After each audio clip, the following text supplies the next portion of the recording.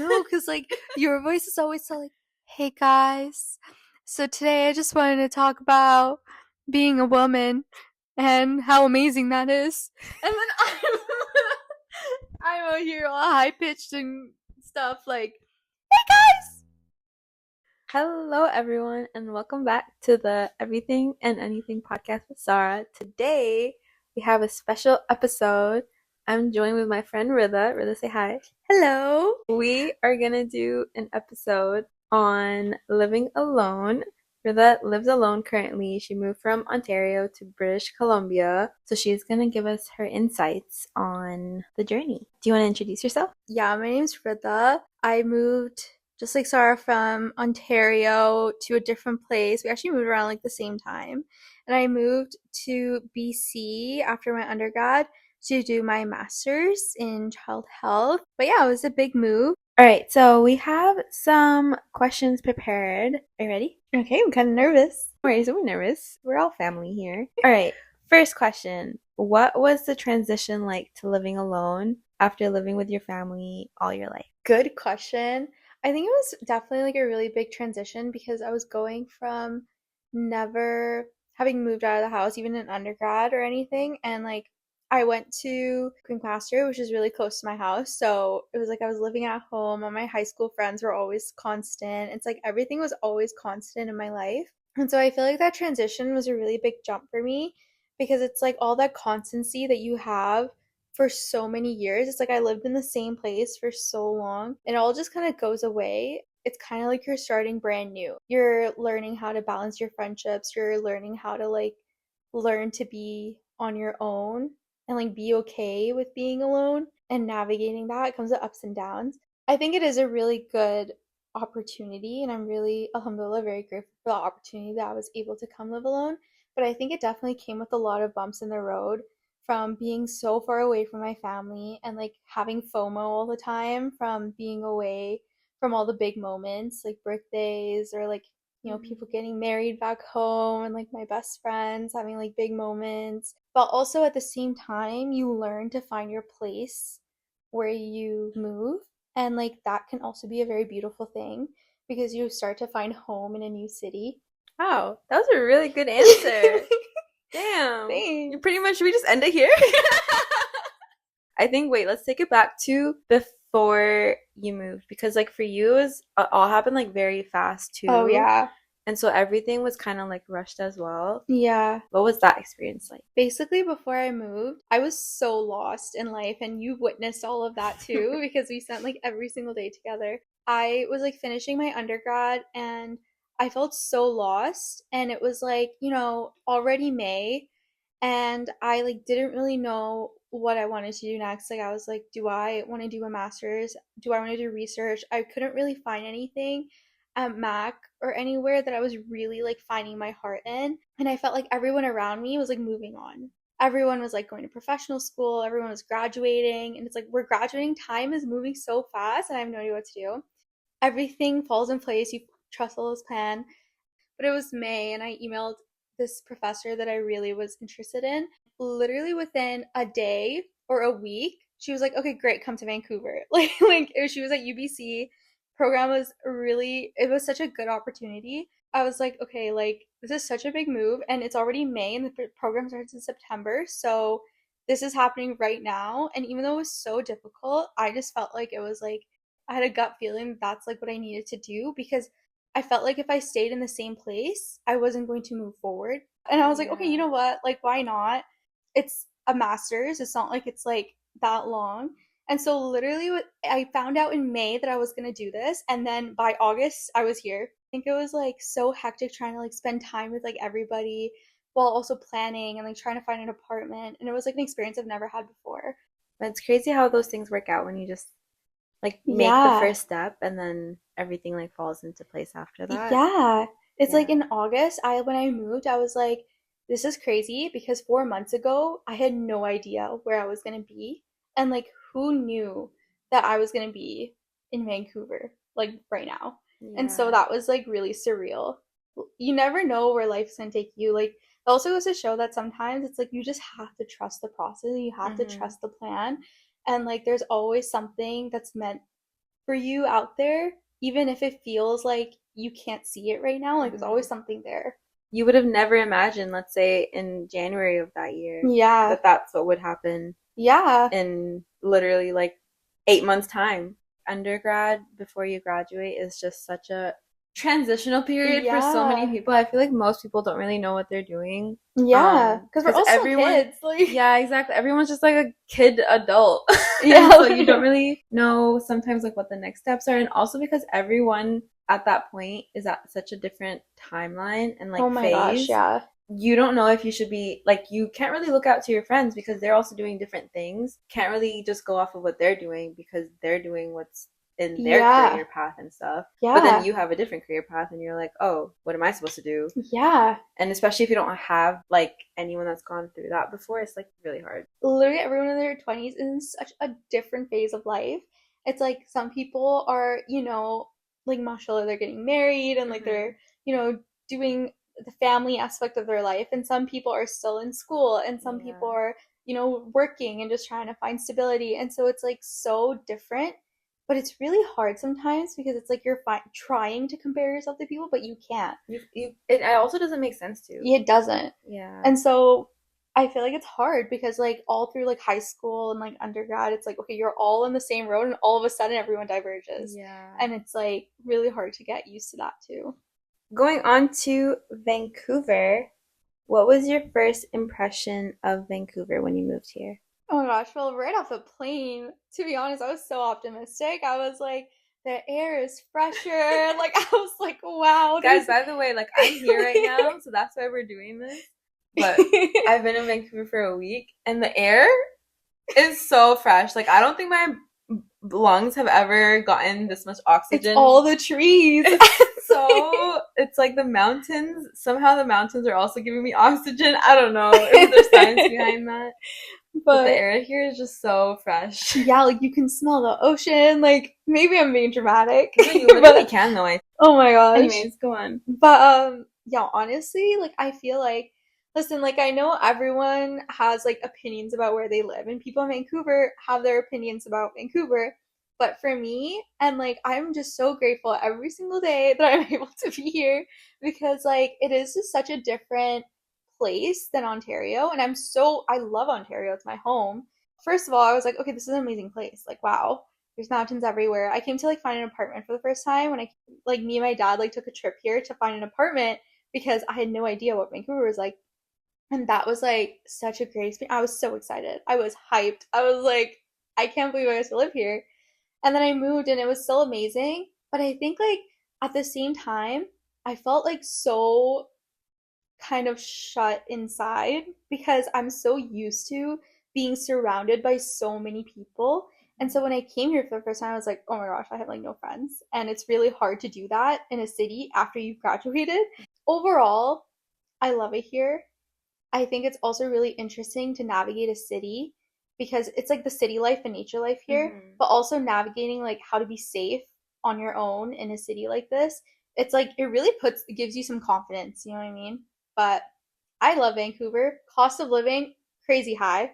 Okay, but sometimes just like for a little bit of time, I think it's worth it with everything that we are so, blessed to be able to experience every single day here. Did anything about Vancouver surprise you? I think like one thing that surprised me when I first moved here was unfortunately like the homeless population, and I was so sad to see that was happening here, but I guess it does make sense because of like the cost of living.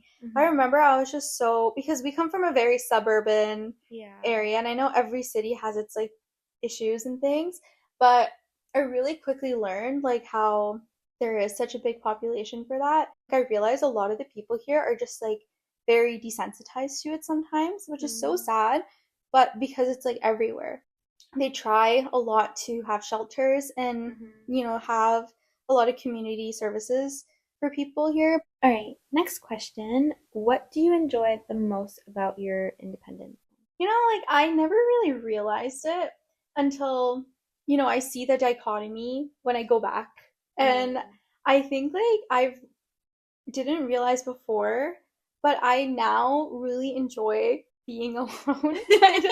Like not in like a bad way, but I think like I used to be so uncomfortable with silence before. Like I was so uncomfortable with it. And like now still like I live alone, so I always have something playing on the TV or something just to like, Mhm. liven up my apartment a little bit. But I really like do enjoy my routine. I feel like my routine is like so surrounded around me. And Mhm. I think like honestly though, like I don't think I could always live this way. I don't think I could live this way forever. I don't think anyone should. I don't think anyone should either. Like, I think like I wouldn't want to live in solitude for the rest of my life because it definitely does get to me sometimes. Mhm. But then when I do look at like the positives of it, I'm like, okay, well, I have a routine.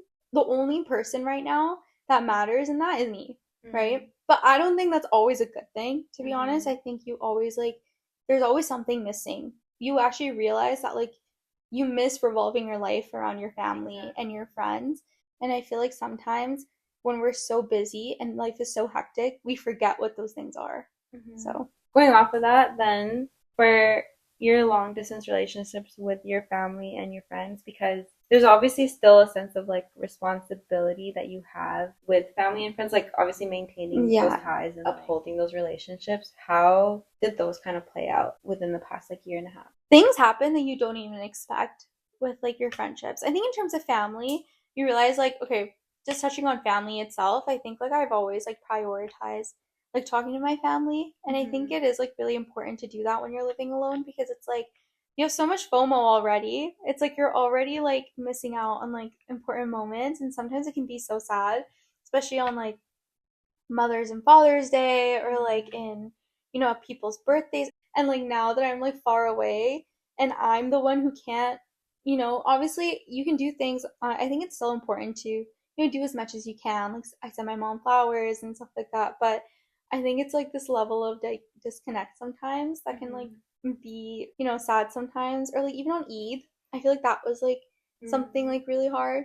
With friendships, I think that is something that like you don't expect some of the things that I guess happen because when you're surrounded by people just by proximity, it's different because it's like obviously we'll be friends, we're surrounded by each other like literally all the time or like people you work with or people that you go to school with.